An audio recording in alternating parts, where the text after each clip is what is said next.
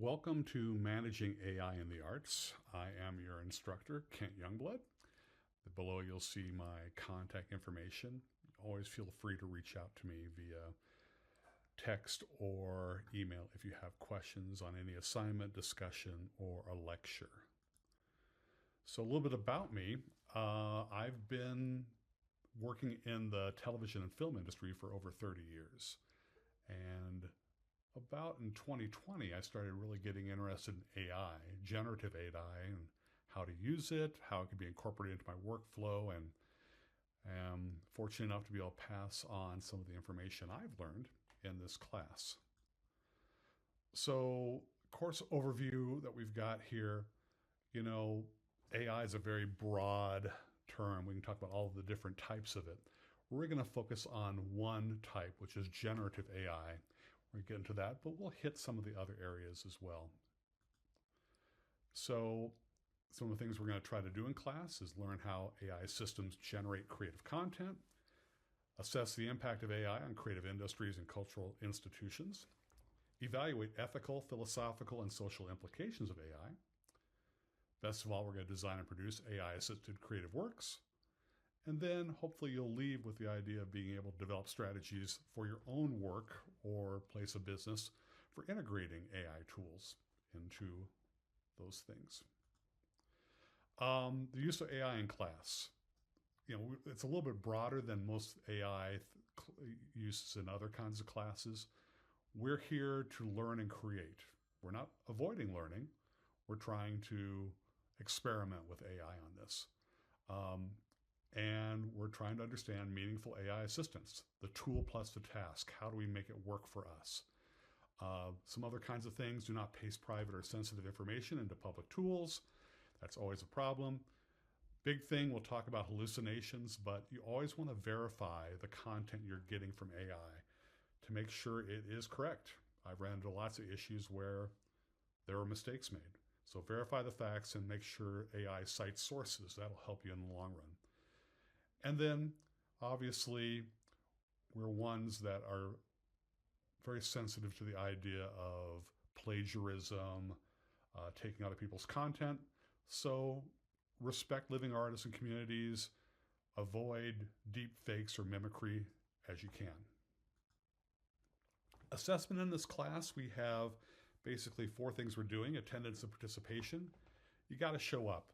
We're hitting major topics every week, and if you miss some of that stuff or miss a discussion, you're really going to get behind in class. So really try to stay up on content and participate in the discussions, and feel free to comment on others' work.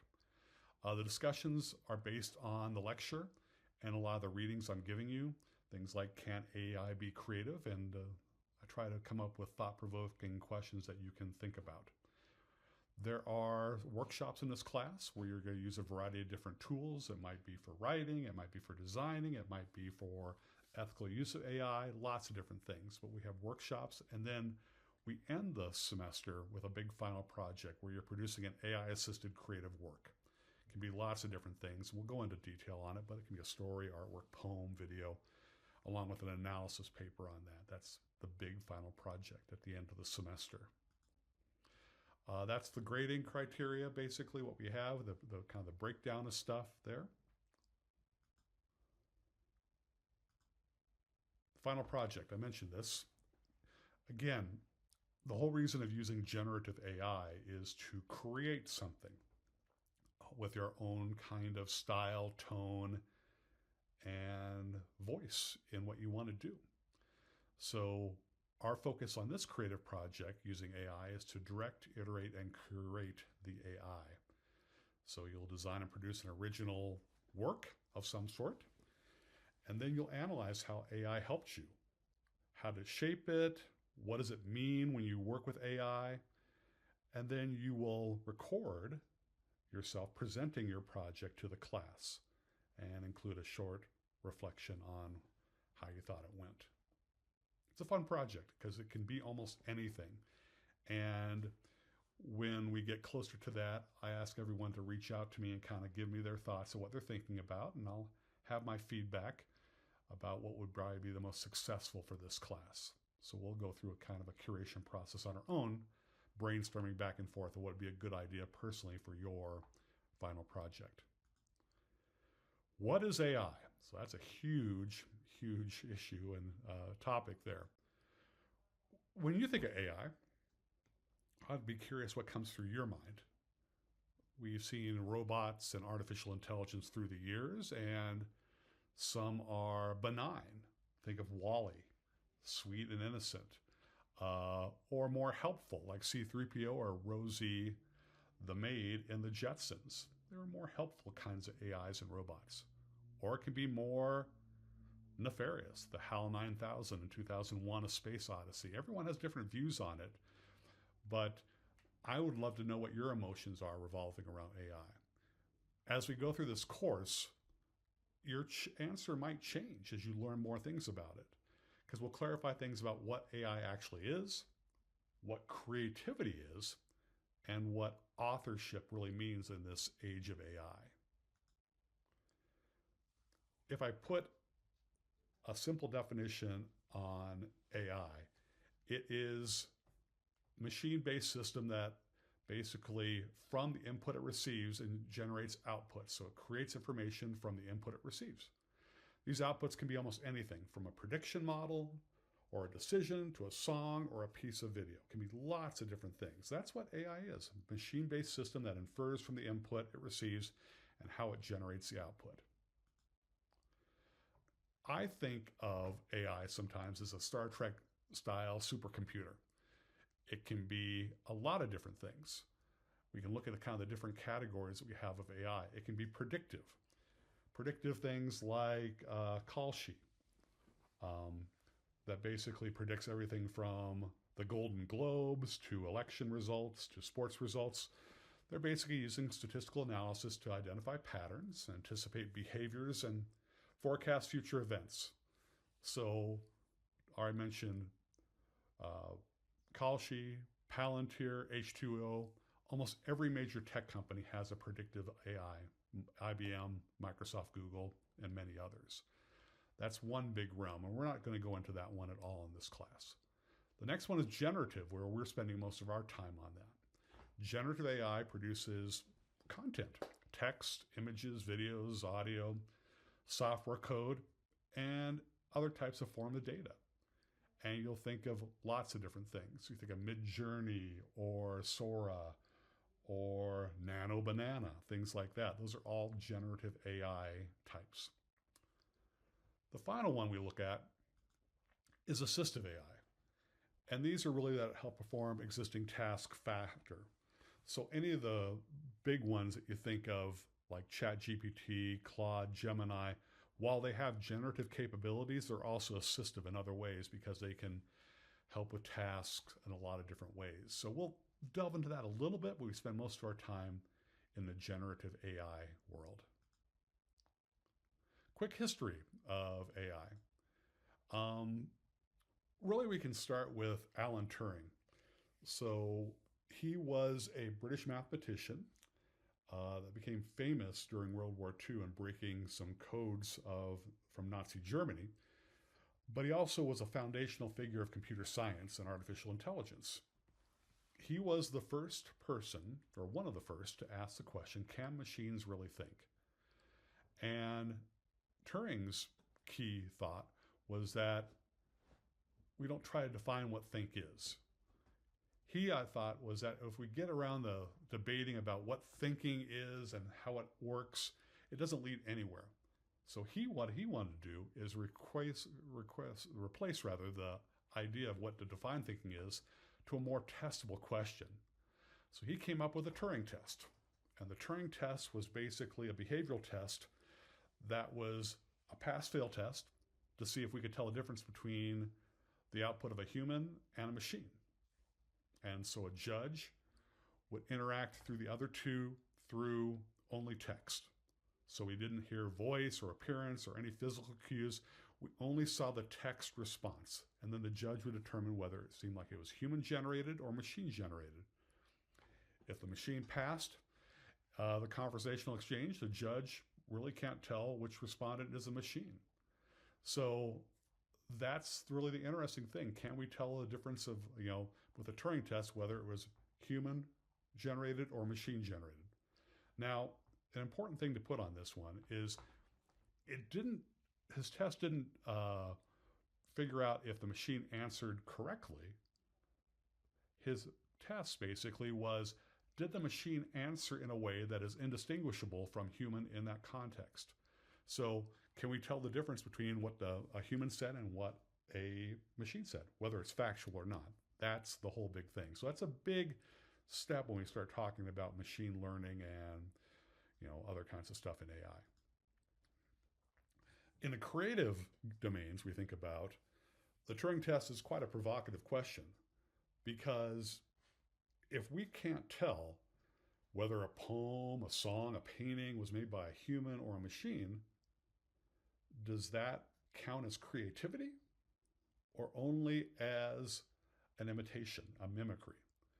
So that tension between performance and process is what Turing set up. That's the big debate we struggle with. Can something generated by a machine be creative, or does creativity only reside with humans?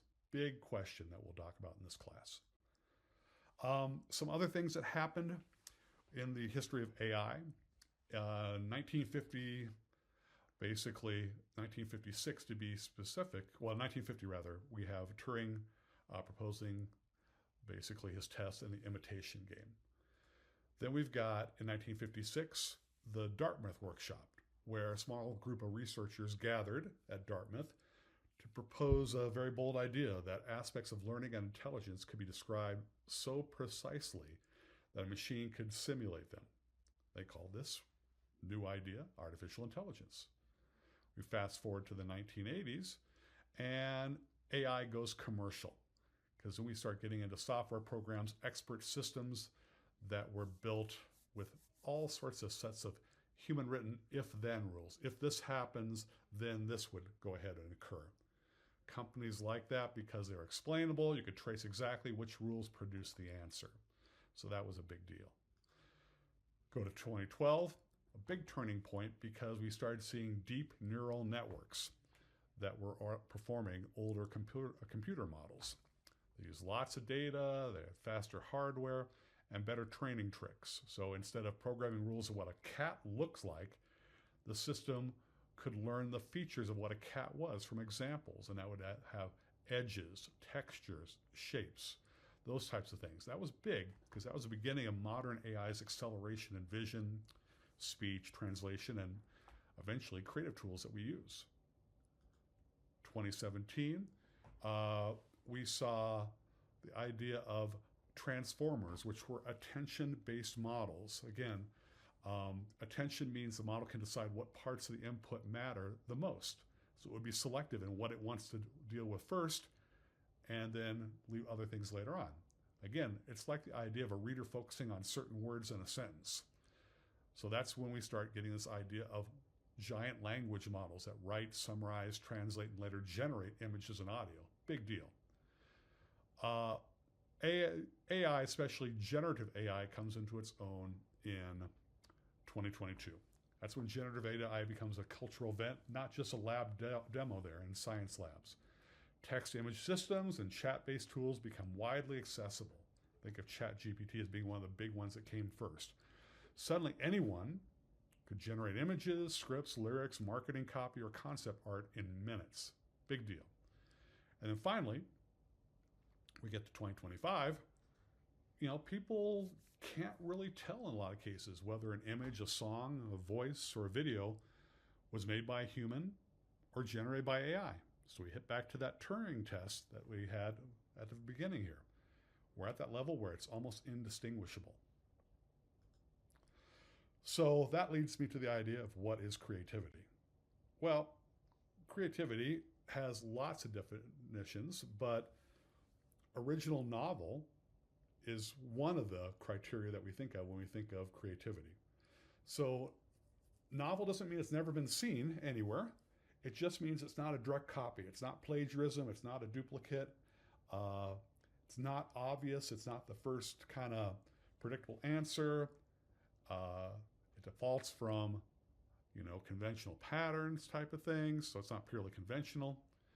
So for an example, think of a romantic comedy. That whole genre of films that uses the same story beats, same character types, and usually the same ending as most, it has a low novelty, right? But a rom-com that flips the perspective and story and tone and has surprises that audiences don't anticipate, that has a higher novelty quality. So that whole original novel is one side of the creativity equation. The other part is useful and valuable. Does it work for someone? So useful kind of sounds mechanical or industrial, but in art it means, does it have a purpose? Does that have a purpose? A narrative purpose, a social purpose, a political purpose, a spiritual purpose, or an aesthetic purpose? Is it useful or valuable in that context? And then, does it matter to an audience? Does it resonate with them, communicate something, move them, provoke them into action?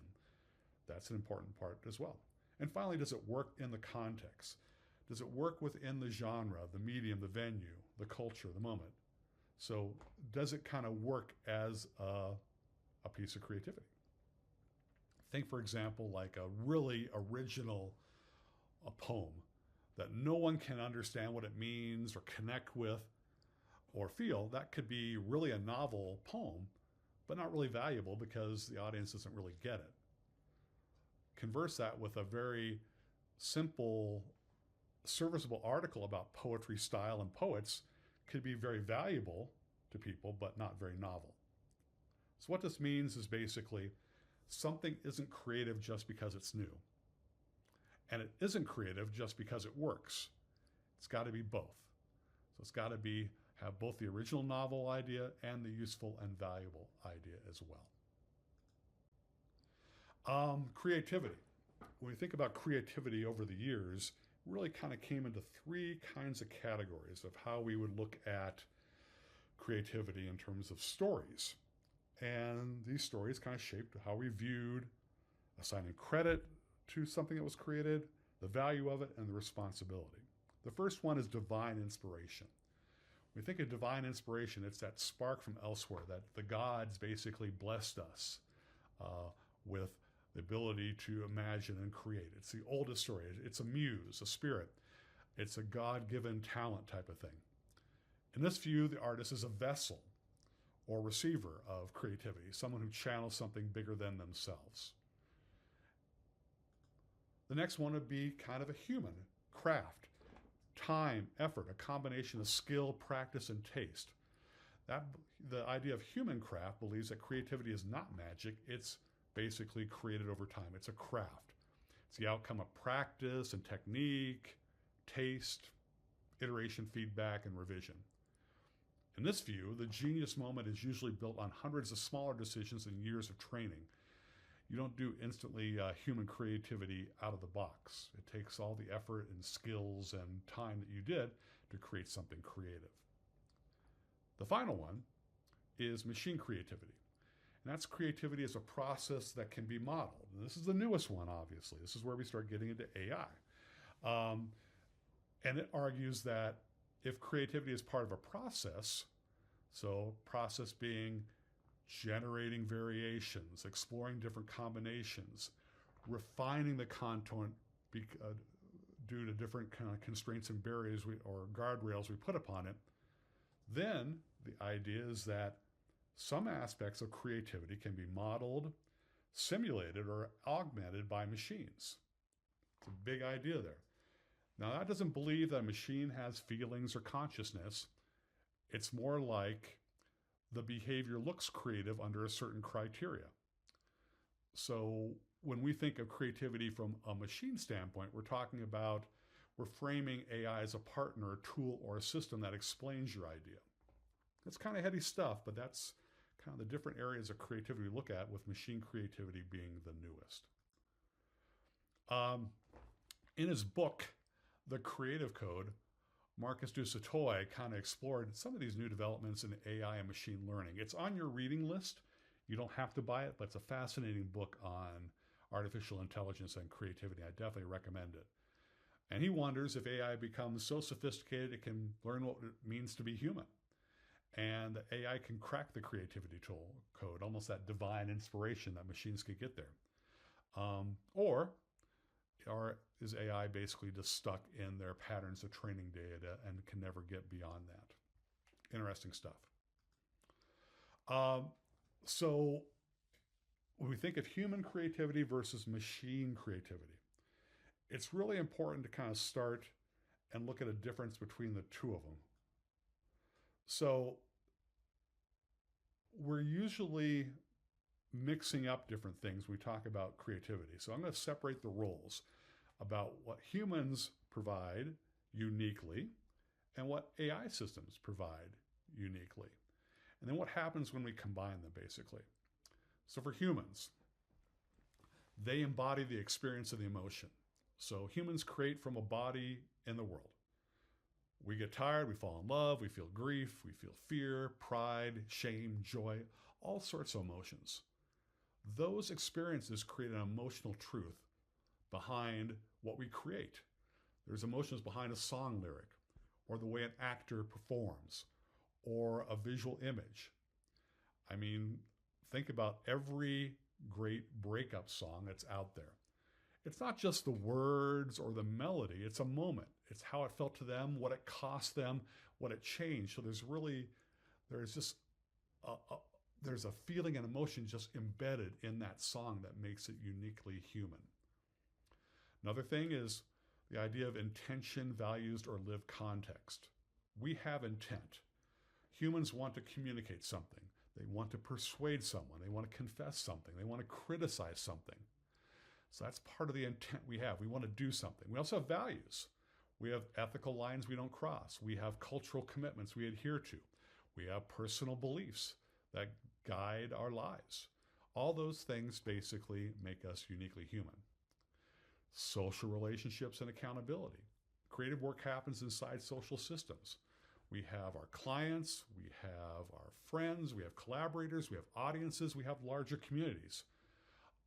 All these kinds of relationships, we can be held accountable in those. We might have to apologize for something.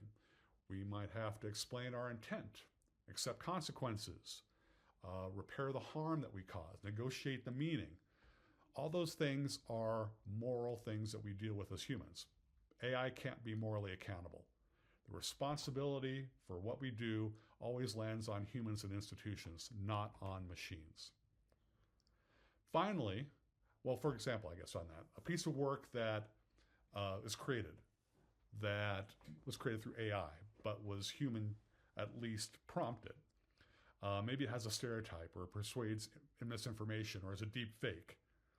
The model doesn't show up to explain itself. You don't have the model saying, hey, this is why I did this deep fake.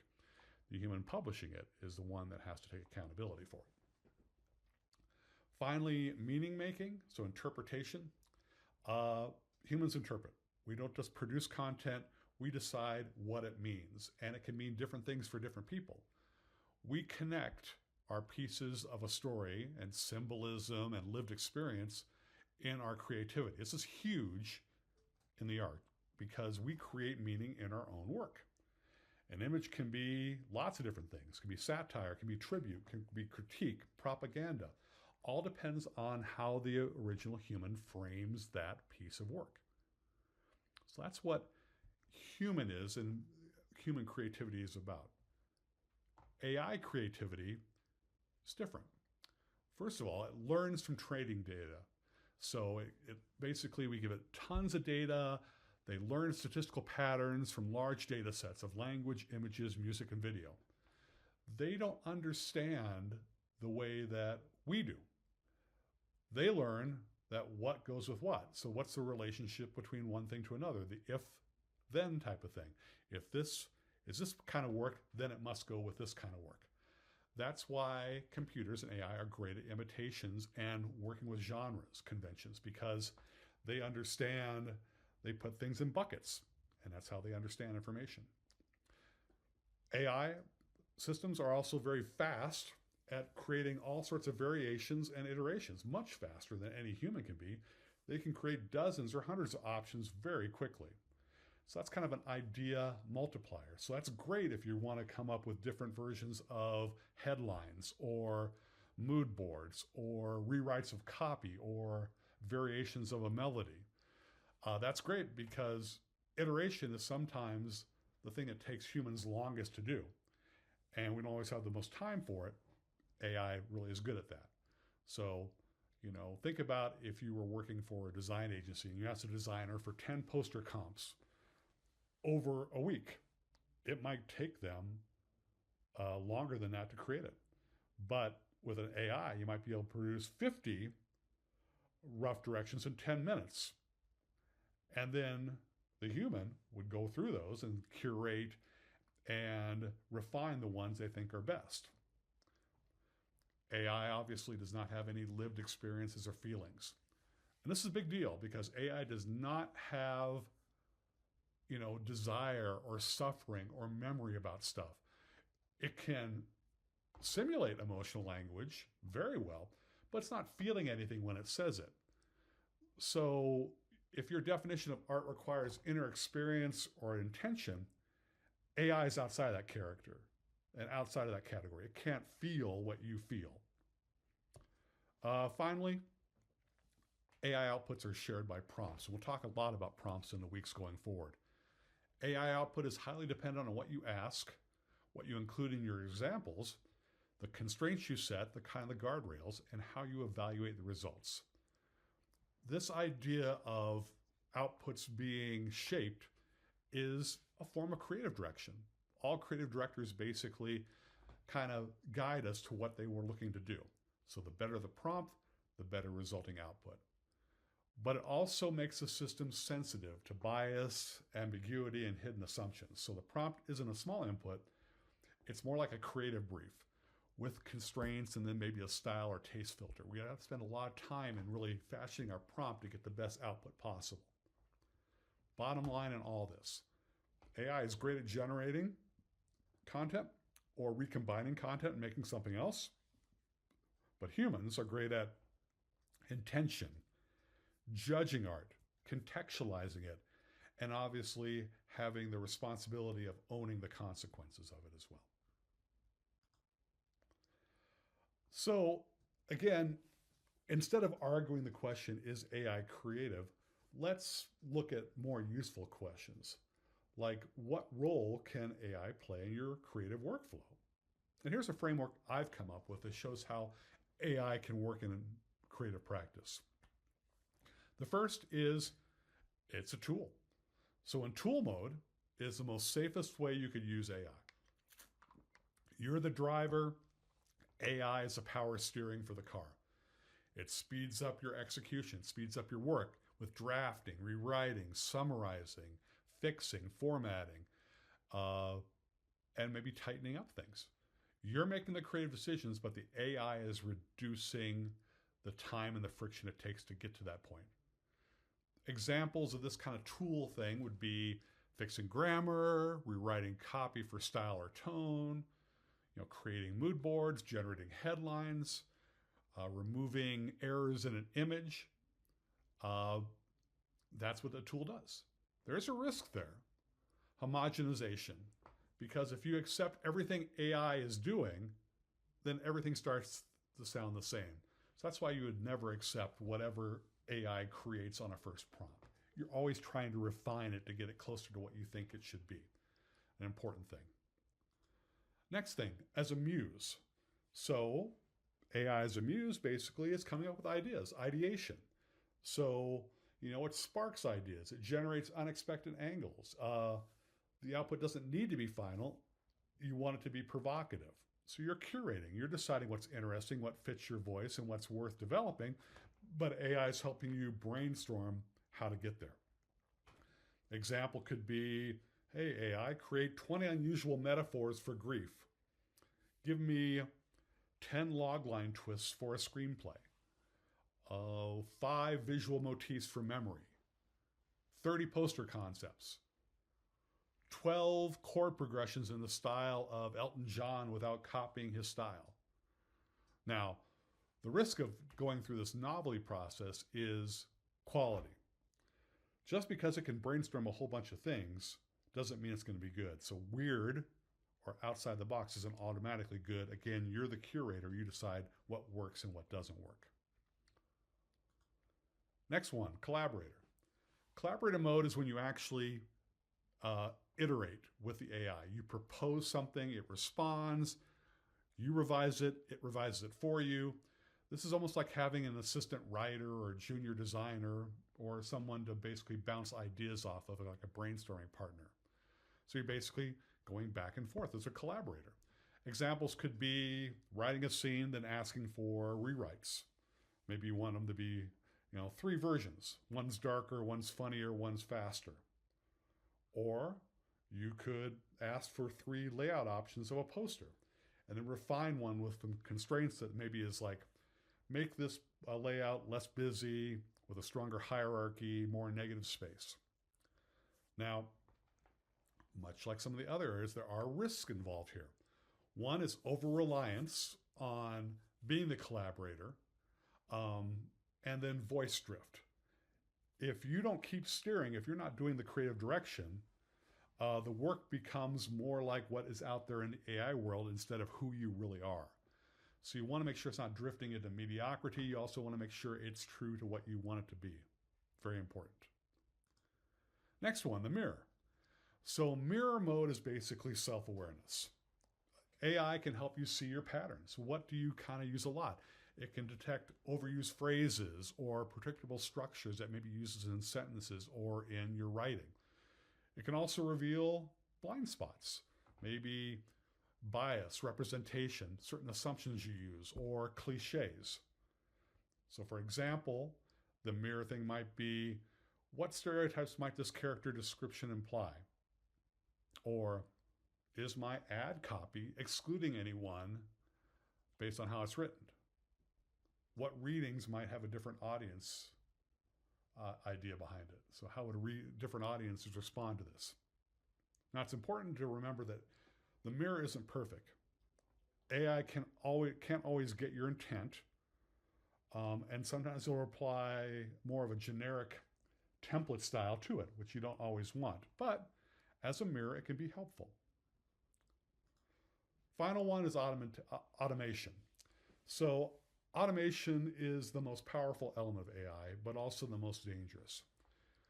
Here you're not only accelerating your work and getting it done, you're delegating the whole task and asking AI to make the thing. And this is where the risks stack up. There can be errors. There can be intellectual property issues. There can be bias. If the content has problems, it can be harm to your reputation. So automation mode, while very helpful, also has to be curated and watched. So an example could be, auto-generate 50 social ads and then schedule them out there. So we're just basically given the prompt and it's going to be put out there into social media without us even reviewing it. Or auto-generate client-facing scripts without review. Or auto-create a deepfake promo or a synthetic spokesperson. Lots of risks with automation. And there are some other risks. There's a quality risk. It might look good, but it might be wrong. There could be ethical risks, like in consent, not having consent or attribution, or it causes cultural harm, or it's a deep fake misuse that someone with the IP is going to have issues with. Then accountability always comes down. Again, machines aren't accountable, humans are. So if it goes wrong, you own the consequences. So important issues on that. One thing I do is I do a risk test when I'm working with AI. And I always watch out for a variety of things when I have an output. Even if I love my output, I'm still going to put some tests to it. The biggest one for me is hallucinations. We'll talk about this over and over, but is what it's generating factually correct? Does it cite the source, or is it making up information? I see this happen sometimes where it will come up with stuff that is untrue, and then I'll correct it and go, oh yeah, you're right, let me revise it. So hallucinations are a big issue. Bias is a big deal. Based on the training data that an AI might have, it might not have a broad range of data to work from, might be very narrow. So that is going to might have social inequities in it. So you have to watch for the bias. Style mimicry. So you don't want to copy famous voices. You often hear people that will say, you know, write a iambic pentameter poem in the style of William Shakespeare. Well, that's fine because Shakespeare's been dead for, you know, hundreds of years. But if you're doing that for someone modern day, there might be a problem with that. And then even if you're copying Shakespeare, we kind of get it, we see it. Is it that creative type of thing? Intellectual property and consent. We don't always know that the training data AI has been copyrighted or used. And we're seeing organizations now like the New York Times is basically signed off on having their articles used as training data, and Adobe has a great image library that has basically all been cleared. But in other cases, we don't know if the data has been cleared. So that can always be a potential question on it. Then over-reliance. We'll talk about this over and over again. But again, is it your voice? Or is it flattening your voice so much that it becomes kind of a generic output? We never want that. So that's kind of the overview to start. And we're going to cover a lot of these topics again and again. We'll hit some of these things again and again as we go into different types of the work we're doing in AI. Throughout the course, as I mentioned, there will be discussions that you will respond to. And I always try to come up with questions that I think are interested. And this week's discussion is based on what we're talking about. Your feelings on, can machines be creative? And remember, I mentioned earlier, if creativity requires novelty and value, who decides the value? Is AI output creative if it comes from existing works, or is that just a rehashing? When you collaborate with AI, what part feels the most yours? You know, what should organizations disclose about their AI use? And a big one I think is that, you know, what do you fear losing and hope to gain with the use of AI? Are you going to lose yourself? Are you going to lose something about your creative nature by the AI use? It's a question I'm really interested in. So those are basically some of the questions you might refer to as part of your discussion response. You know, looking for about 300 to 500 words, but feel free to go longer. Again, as we talked about, that creativity equals original plus valuable. So consider these things. You know, outputs can be novel and valued by audiences. AI can explore huge possibilities. Creativity is judged by artifacts, not inner feelings. So yes, we could say machines can be creative, but maybe we say no. They have no intent. They have no lived experience. They're dependent on the data that they have coming in. And then creativity is creating meaning and taking responsibility, two things that machines cannot do. So things to think about on this, and I'll do that.